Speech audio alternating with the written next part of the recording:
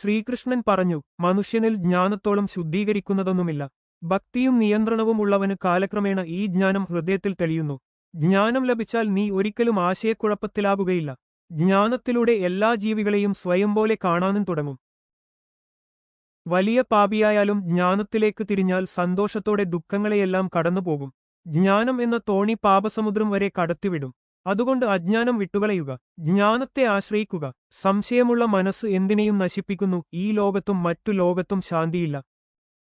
ഹേ അർജുന, ഹൃദയത്തിലെ എല്ലാ സംശയങ്ങളും ജ്ഞാനവാളുകൊണ്ട് വെട്ടിമാറ്റി മുന്നോട്ടു നിൽക്കുക. നിന്റെ കർത്തവ്യം ചെയ്യാൻ എഴുന്നേൽക്കുക.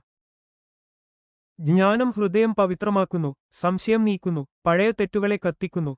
സംശയമുള്ള മനസ്സ് ഏതു കാര്യത്തിലും തോൽക്കും. ജ്ഞാനമുള്ള മനസ്സ് ഏതു പ്രതിസന്ധിയും കടന്നുപോകും. നിന്റെ പൂർവ്വകാലം നിന്നെ ബന്ധിക്കില്ല, നിന്റെ ജ്ഞാനം നിന്നെ മോചിപ്പിക്കും. സംശയം ഇരുട്ടാണ്, ജ്ഞാനം പ്രകാശമാണ്. സംശയത്തോടെ നിൽക്കരുത്, ജ്ഞാനത്തോടെ മുന്നോട്ട് നീങ്ങുക. മനസ്സ് തെളിയുമ്പോൾ പാത സ്വയം തെളിയും.